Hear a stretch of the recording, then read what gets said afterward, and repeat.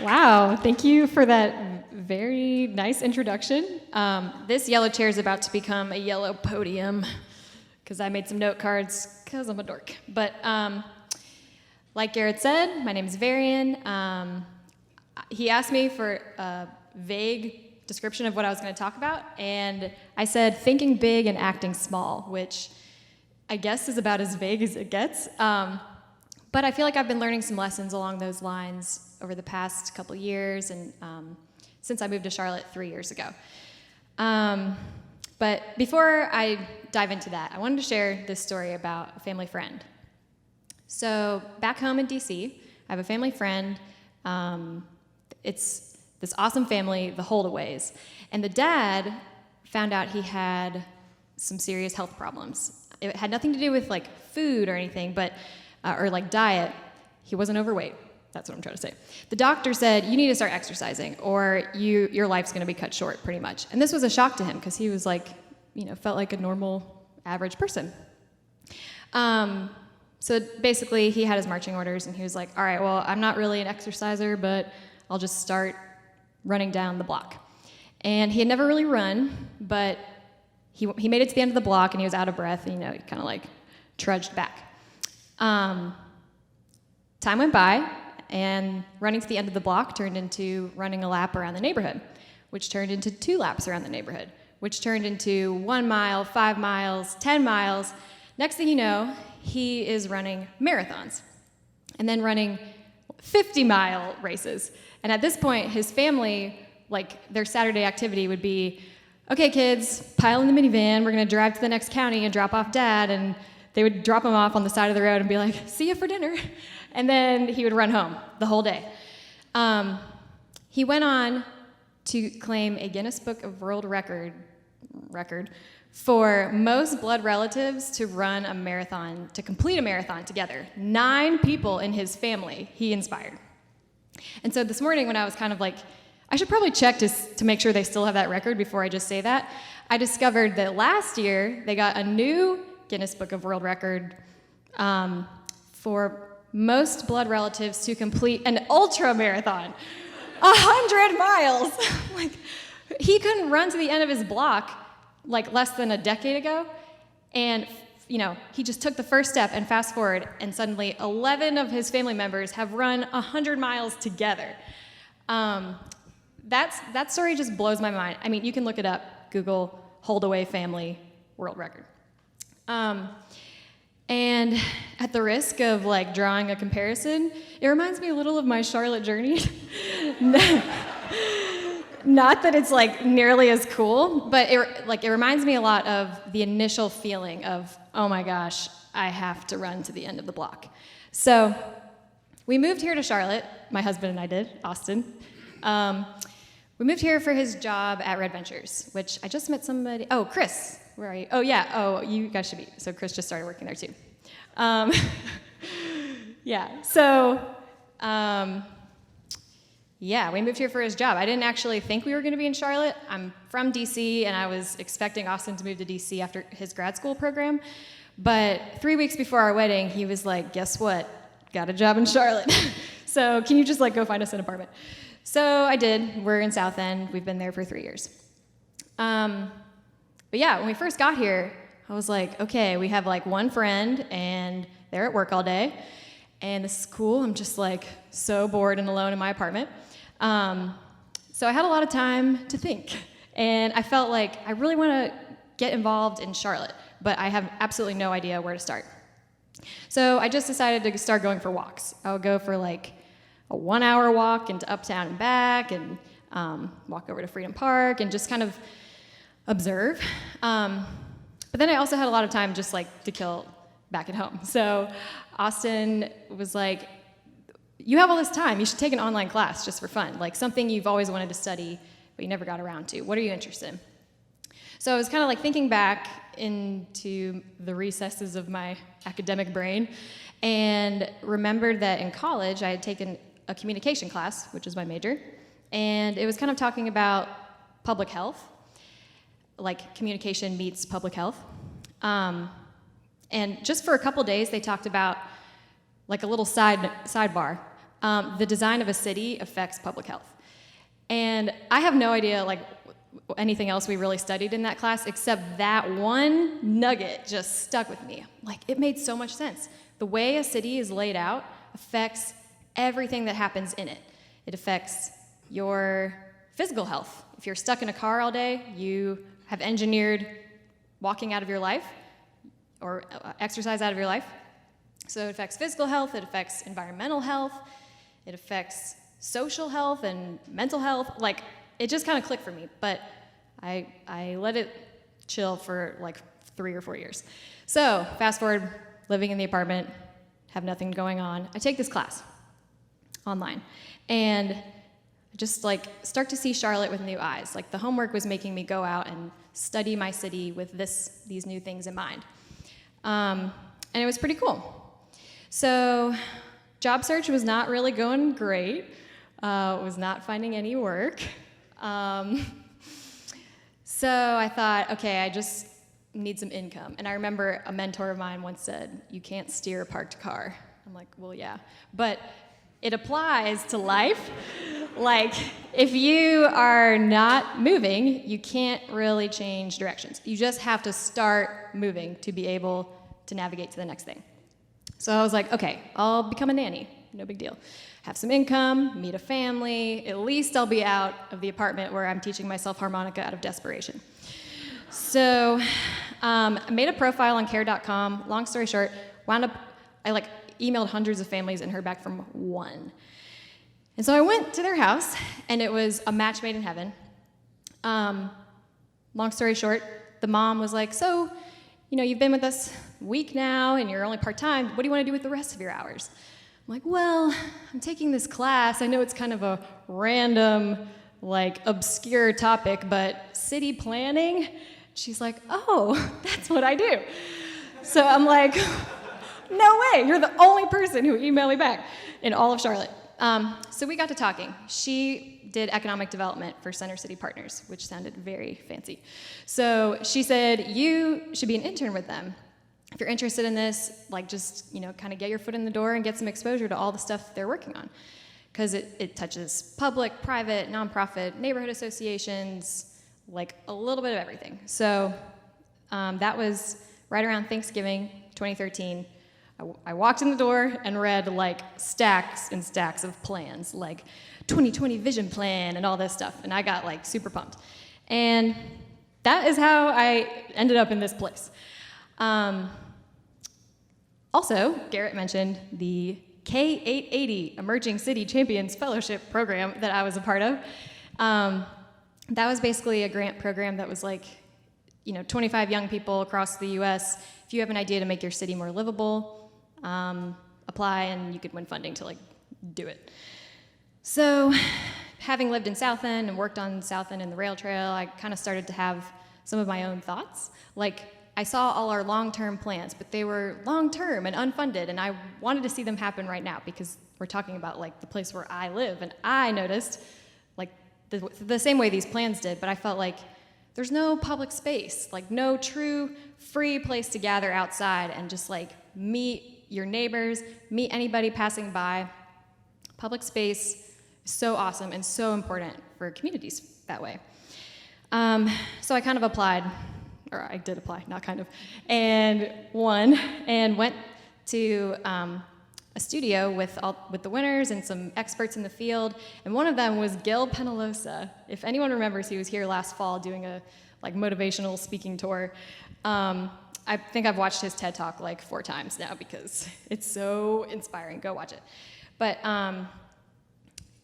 he was talking about the whole way I even came up with this catchphrase, think big, act small. I didn't come up with it. He came up with it. I'm ripping it off. But while we were there, he was talking about all these huge problems in the world.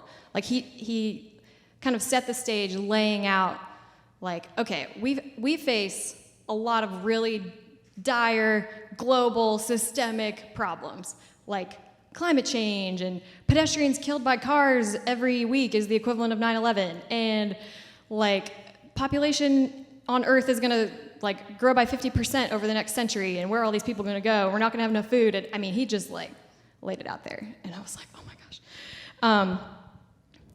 But he didn't leave us hopeless. He was like, he said, it's really hard to not say it in his accent, but it's so great. He's like, we cannot afford to be spectators. He's from Colombia, sorry. We cannot afford to be spectators. We must move from talking to doing. You do not have to be an expert to change your community. You know, you can like start, unquote. You can start right where you are. You don't have to be an expert. We were all like young 20-somethings with, you know, like people were school teachers or lawyers, people who didn't have an official expertise in this realm, you know? Certainly not me. But he said, you don't have to be an expert to change your community for the better. You can start right where you are with the skills you have, with the passions you have, with the people around you, and just get started. So I came back super fired up, pulled off the neighborhood living room with an amazing team, and the result just blew my mind. And I think the biggest thing it taught me was that I think I was always capable of it, but I just had to try. And I think the same is true of anyone in here. Anybody could have that kind of, could pull off that kind of thing for their community. You just have to try. So, a couple thoughts on, if you're thinking about like big things in Charlotte that are kind of like weighing on you or dreams you have that you're just not going for yet, I wanted to share a few thoughts about sort of how to get started, like things to remember when you want to move from talking about it to doing something about it. I think the first thing would be that you are significant. A lot of times we'll feel like, oh, I'm just one person, like I can't make a difference. But recently, Michelle Obama was in town. I was fortunate enough to hear her speak. And one thing she said really stuck with me. She said that President Obama won North Carolina by 14,000 votes in 2008, which 14,000 kind of sounds like a lot to me. I don't really know what to compare it to, but she said that breaks down to roughly 2 per precinct. So if 3 more people had showed up, the election could have gone a completely different way. So let's never think that one vote, one person can't make a difference. By the way, deadline to register to vote is Friday. Yeah, and also there's a great quote by Margaret Mead. Never doubt, oh gosh, it's a long one, hold on. Never doubt that a group of thoughtful, committed citizens cannot change the world. Indeed, it's the only thing that ever has. So I like that. Also, if you've ever finished a puzzle and there's one piece missing, you know that one piece is important.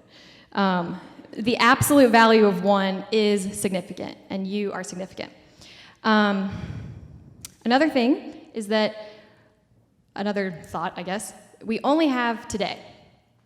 We talk like we're gonna live forever or for 90 more years, but really, we're only guaranteed right now, today. A lot of times, I guess Charlotte, has a reputation for being a transplant city. And anyone in here not originally from Charlotte? Just show of hands. Oh, that's almost everyone. Who's originally from Charlotte? That's a shorter list. Woo! Okay, awesome. A lot of us aren't originally from here, and we're kind of, maybe we moved here thinking we'll be here a year, 2, and then keep going. At least that was our mentality when we moved here. We thought it'll just be for the job and we'll be in and out. But I guess I was feeling sort of convicted about that short-timer mentality. Like, if I'm only here for 2 years, what's the point of investing, Like, in college, I never hung up pictures on my dorm wall because I'm like, well, I'm only here for 2 semesters. That's still a year. You could have hung up pictures, You lived a year without pictures on your wall. That's a dumb example, but you know what I'm saying. So I think we think, okay, 10 years from now, when I have a house and I'm settled, then I'll invest in my community. Well, do you think you're just gonna magically transform into that person? Start being that future self today. You're not just gonna wake up and be a person who invests in your community. Just start being that person today. And you'll cultivate it all your life. So So we only have today, and I didn't think I would be here that long, but we thought we would be here max 2 years, and now it's been 3.5. So I did a little math. That's 1,168 days. On any one of those days, I could have said, like, oh, what's the point of today? But the cumulative effect of all those days added up is hopefully compounding to be something meaningful. So remember, we only have today, and the grass is green where you water it. I don't know if that's like a Bieber lyric, I've just heard it around. You might not live here forever, but you're here now. So you might as well just invest, at least while you're here.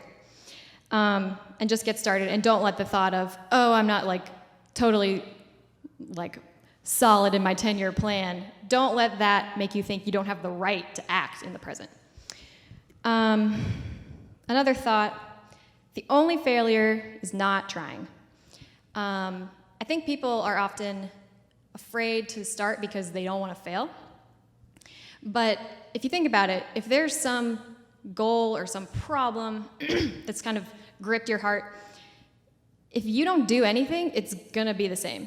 So your definition of failing and your definition of, or oh gosh, this is getting too complicated. Basically, if you try and don't succeed, it's the same as if you hadn't done anything. So what's the harm in trying? The problems aren't going away if you choose not to act. So you might as well try. And everything is difficult until it's easy or boring. So keep it up and soon it will become easy. And don't let perfection become the enemy of good. So the boss I used to work for, he was the director of South End before he took another job. But I remember one day I was driving home from work and passed by Sycamore Brewing, and suddenly there were street parking stripes on the road. I was like, what? You know, those lanes used to be so wide and people would just fly through there. And so the next day at work, I was like, Toby, did you see there are like stripes on the road? He was like, oh yeah, that was, somebody asked me if I could do that. I'm like, how did you know what to do? I mean, this is paint on the road, it's not that insane. But for me, it felt like, how did you cut through the red tape to get like stripes overnight for parking spaces? And he was like, oh, I had no idea how to do it. I just picked up the phone and started calling. And so he told me about this regression model where you just don't know how it works. The way you figure out how it works is you just start plugging in numbers until it starts working. Any Excel users in here? I'm totally on the outside of that joke, but yeah, so the regression model, you just start and start untying the knot and you'll figure it out. So bringing it back to Charlotte and everybody in this room, you all have a different experience of Charlotte and different perspective on it. And maybe the problems that Charlotte faces can feel overwhelming. But I think if we reimagine the city as not just this abstract thing that we experience, but rather a city is a collection of neighborhoods. Neighborhoods are groups of blocks. Blocks are home to multiple families, and families are just made up of individual people. So really, the city is just people. And I don't mean just in like a condescending way. I mean, the city is made up of individual people, each of which is significant. And maybe it's not so intimidating when we think about it that way. So we're currently at an event called We Love Charlotte. And I think we could imagine love to be like a feeling. Charlotte's okay, I'm passing through, I like it. That's the feeling. Or we could imagine it to be like a decision to act for the good of something or someone. If Charlotte is really just a bunch of people, and you see the inherent value in that person, then you might feel compelled to expend yourself for their well-being. So it's not so intimidating when you think that Charlotte is the person next to you. And if we love Charlotte, we want to work for that person's good. The only failure is in not trying. So let's move from being passive consumers of this place, like wanting it to entertain us, and if it doesn't, then we're out on to San Francisco or New York. Pour some out for my friends who did that. Let's move from being passive consumers to active participants. Because this place, like I said, is just people. Am I out of time? 1 minute, okay. I'm gonna land this plane. Okay, a lot of times we say, like, it's easy to say, like, you know what they should do? They should really do this. Who do you think they is? They is nobody. You're waiting for yourself. Everybody's waiting for somebody to act, so why not be the person who just steps up and does it? I think you'll be really surprised if you have the courage to step out. I think you'll be really surprised at the number of people who are willing to support you and want to see the same things happen that you want to see. So think in your head, make a little list over here, your skills and passions, over here, Charlotte's needs, and just start drawing straight lines between them. Because if you're here tonight, that's all I need to know about you. You care. That's enough to start meeting those needs. And thinking big, acting small, bringing it all together, I have faith in you. So yeah, just what kind of Charlotte do you want to create? It's on you. Go and make it happen. Yay!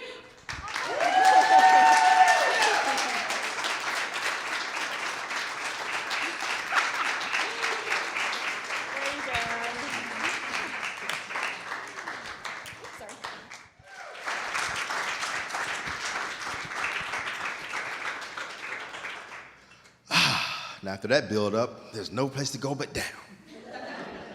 All right, but Garrett, thank you very much. I appreciate that. And let's give another hand for Varian.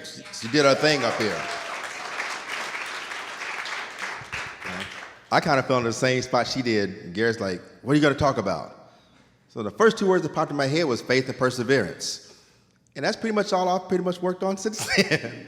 So everybody's like, what are you going to talk about tonight? I'm like, I have no idea. So you will see an exercise in faith and perseverance. So who in here has faith? Let's find out. Everybody stand up. You got on workout clothes. You can't complain. Like, you look like you be the most in shape person here. All right, and everybody sit down. All right. We call that a faith test. How do you guys know the chair would support you?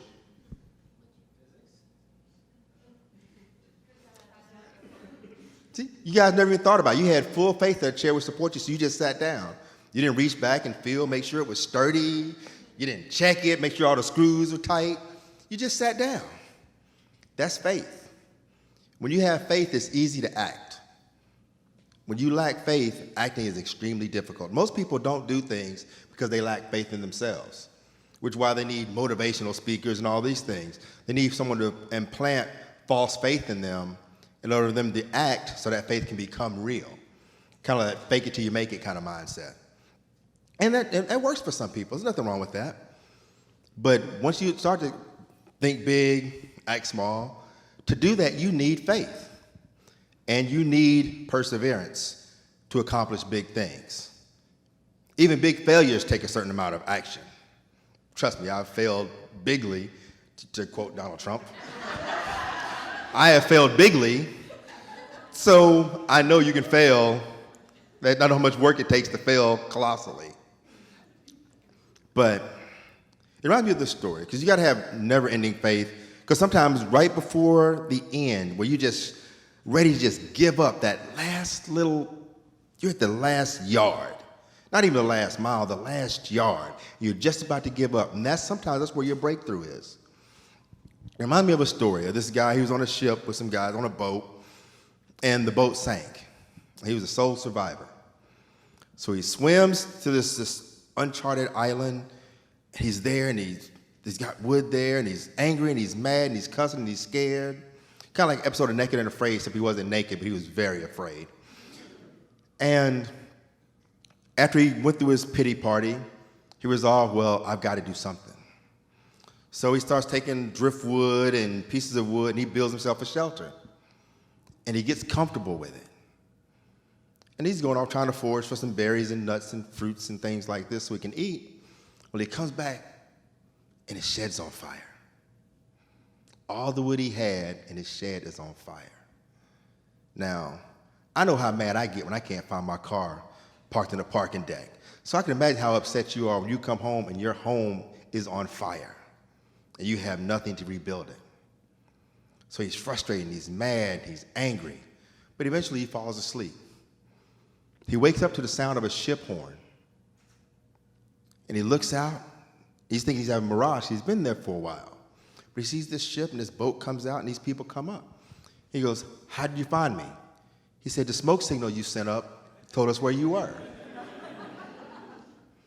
So you see, what he thought was his worst moment was his life-saving breakthrough event. And quite often, that's where we are, if you persevere long enough. Now, he could have just given up at the beginning and never built the home, never built a shelter.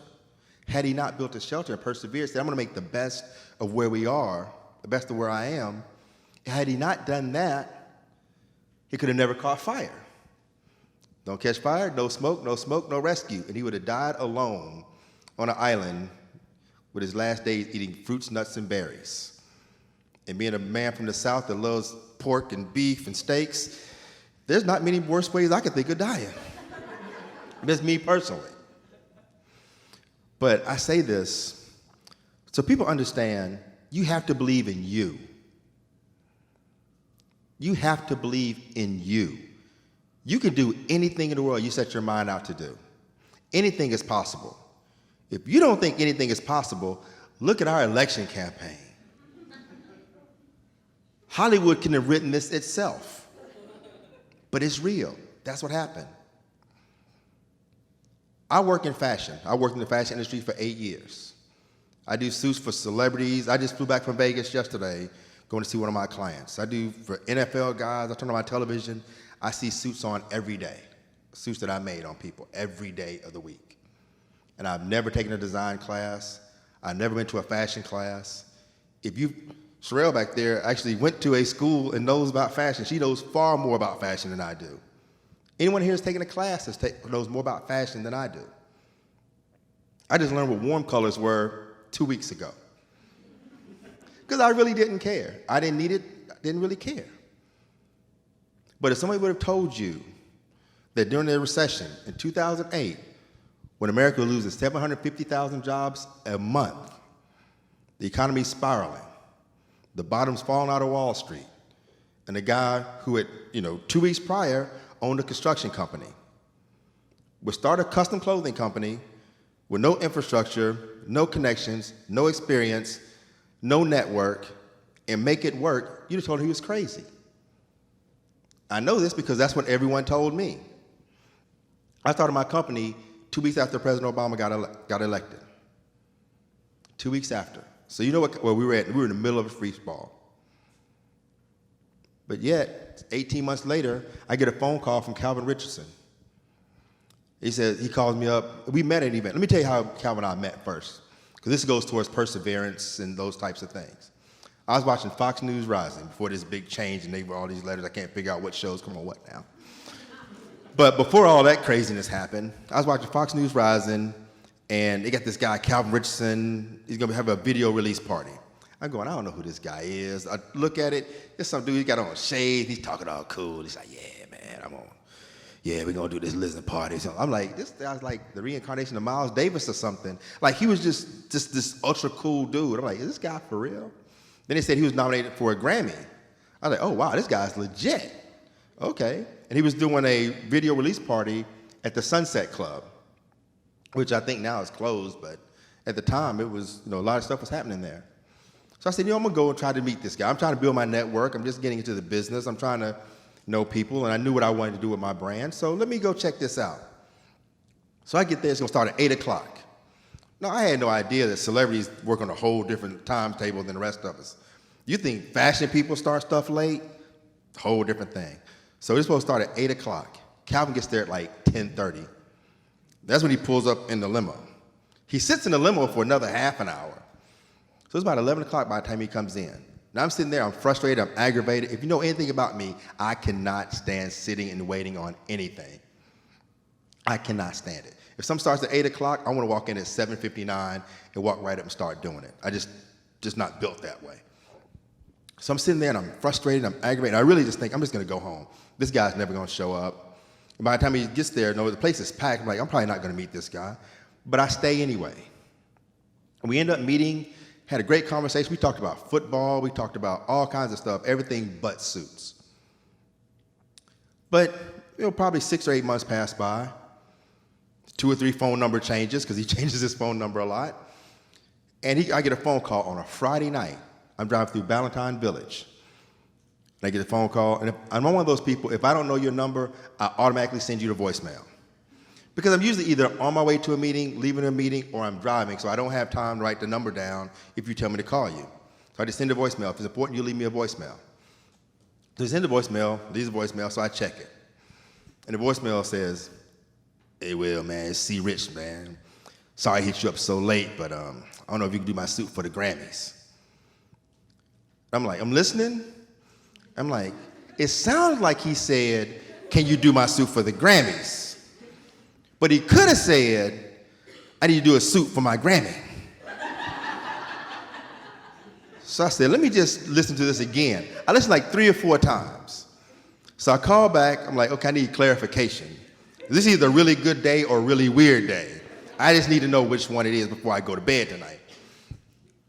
So I called him up. He goes, "Yeah, man, I'm sorry, man. I meant to hit you up like a couple of months ago, and I need this suit for the Grammys, blah, blah, blah." I'm like, all right. I said, cool. When you got to leave?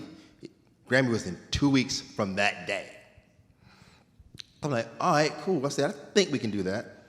I said, but I really need you here. I need to meet with you tomorrow so we can get this done. I wasn't gonna have a lot of time. I said, when do you leave? He said, I'm leaving Wednesday. Not that first Wednesday, but the next Wednesday, like basically 10 days. I'm like, great.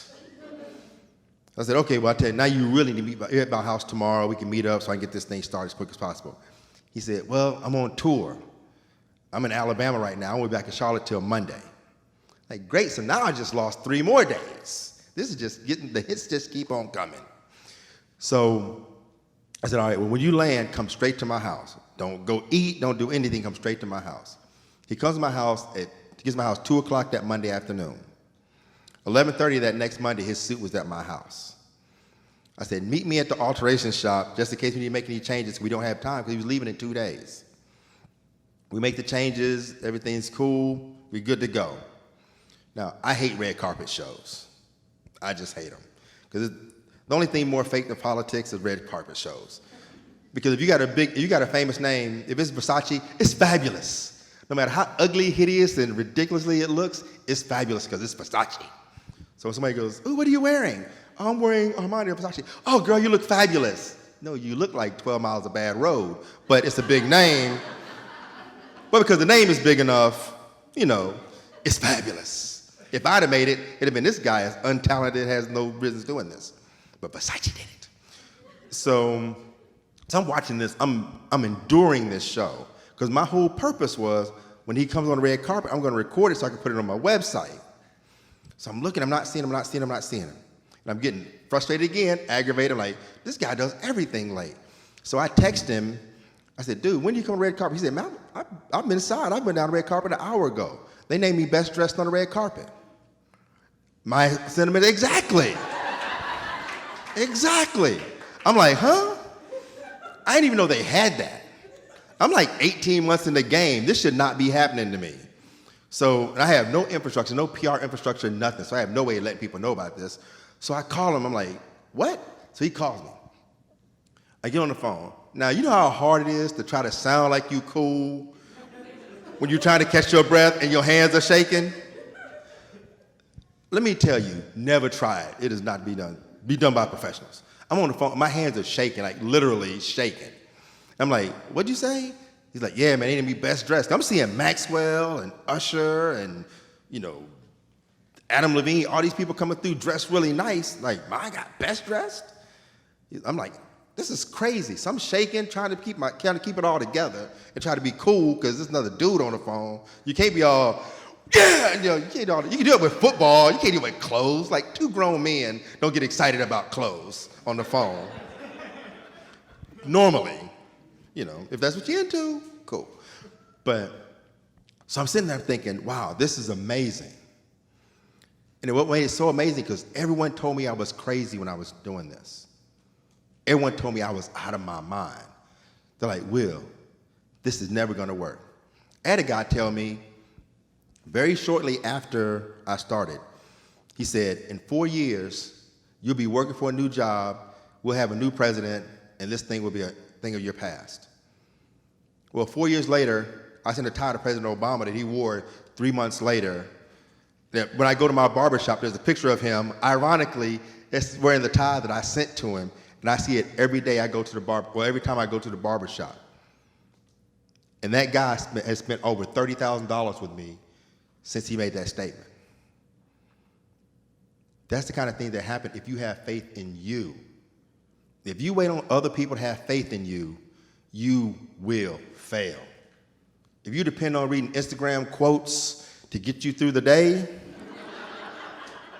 you will fail.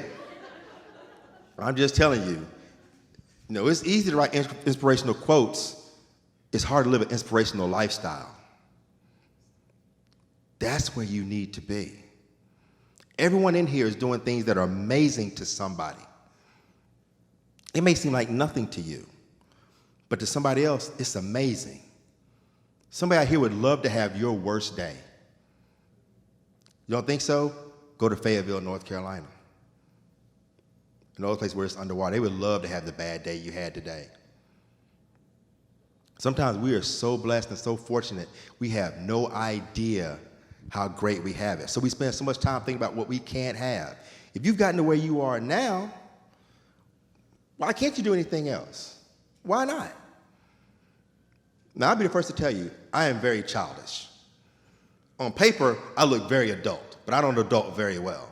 I am very much a big child. I thought about growing up. There's no money in it, and I don't see any peace in it. All the adults I know are depressing and get on my nerves, and I don't want to be that person. So I'm just going to be, I'm like the Black Peter Pan minus the tights. I just have no desire to grow up. For you ladies vision me in tights, y'all stop that. Especially if y'all married, really stop that. But my thing is, have fun with life. You could do anything in the world you want to do. You could do anything you want to do. I am living proof. I went to a NASCAR race with some friends of mine. I said, I want to go do this. I said, I want to get involved in this. The guys look at me and say, Will, look around. I'm looking around. He said, how many black people you see? And at the time, I didn't see any. Only black people I saw had event staff on their shirt. But I didn't let that stop. Didn't let me stop me. I knocked on some doors. Most of them didn't open. But one of them opened for me. I got an opportunity. My first year, I worked for free. I got with the team so late that I was sleeping on floors, on roll-out beds, anything I could. And people told me I was crazy. I said, this is going to get me somewhere. I don't know where it's going to get me, but I got my chance. I want to make the best of this chance.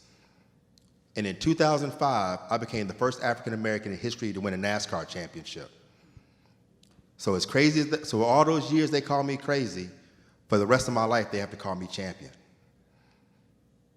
But that's just because I persevered and I had faith in me when everyone else, anybody you see on television, anybody you hear on the radio, anyone you see in the movies, every one of them has people that have told them their whole lives they can't do something. Every one of them.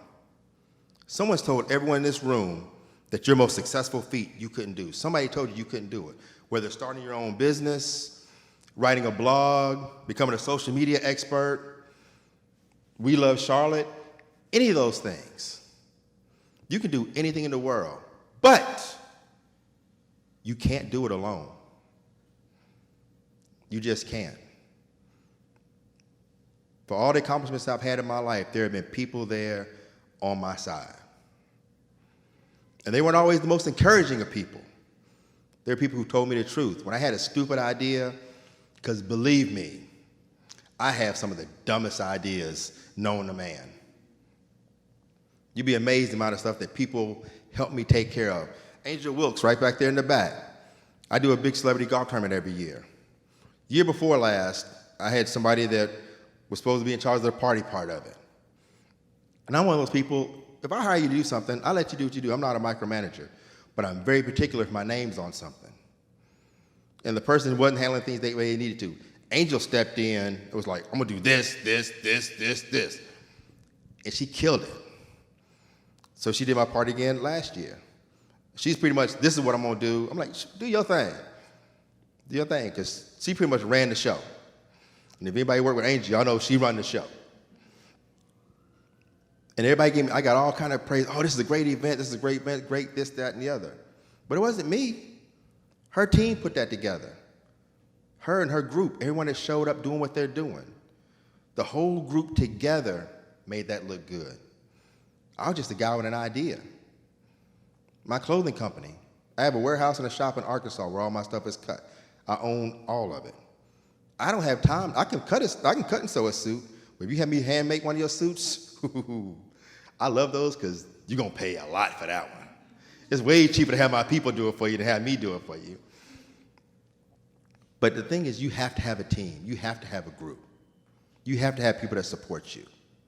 And don't confuse people that agree with you with people that support you. I don't need cheerleaders. I got all the cheerleaders I need on social media. I'm thankful for them, but I need people that's going to tell me straight. I need people to go, William, this is a stupid idea. Or William, this is just dumb. I need people to look me in the eye and tell me. I have to have faith in them to believe them. Now, I may do like anybody else, get mad, throw a fit, storm out the room, whatever I may do. But I am going to take time to think about it. And if you're right, I'm going to say, you know what, you're right. If I don't agree with you, I'm going to tell you, I don't agree, but I'll tell you why. Because you have to be able, if you want to have a team, if you want to have faith in yourself, you have to write a vision for yourself. You have to have a vision. And you have to be able to effectively communicate that vision to yourself and to the people around you. The inability to effectively communicate is easily a 30% effect on your revenue or your success rate. When people ask me what I do, I'm a clothing designer. When I ask people what they do and they tell me 3 or 4 different things, I immediately lose interest. If you do 3 or 4 things, you do nothing well, and I don't have the time to deal with you. You don't have faith in you, that's why you keep jumping from thing to thing to thing to thing to thing. But you can tell somebody when they have faith in something. You can tell when they believe in something. You can tell when someone loves what they do, that really believes in what they're taking part of. You can see the labor of love they're going through. You can tell they're frustrated, they're aggravated. I can only imagine what goes on through your head sometimes before you do some of these events. You're probably like you're about ready to go crazy and just have to smoke up something real strong. But he gets it done. Now, I don't know if he does go smoke up anything real strong, and they're recording, so say no even if you are. But my thing is, you have to believe in you. You have to have faith in you. Because sometimes the only person that's going to be on your side is the person in the mirror. And if you're not strong enough to walk those steps by yourself, because once you get going, the other people will come on. Success, 2 things success will bring you. 2 things. It'll make you more money and fake friends. You will be inundated with people who want to be a part of what you're doing after you've become successful. But the people that you meet right now, the people who are in your team right now, because I have faith in everyone in here, whether you do or not. Because it would be stupid for me to not have faith in you, to not do what you need to do, when I was able to be successful doing what I did with no skill set, no training, no anything. If I can do it, there's nothing special about me. You guys can do it. Everyone in this room can do it. You can do it. You. Now, I'm not Oprah, so you're not all getting a car. But you can all be successful. You all can be everything you want to be. You can think big, act small. You can think big, act bigger. You can do whatever you want to do if you believe in yourself and have faith in you, because confidence in yourself will take you a long way. And all I'll say is when you get there, don't forget the people that helped you get there. Because I don't care how successful you are, you didn't do it by yourself.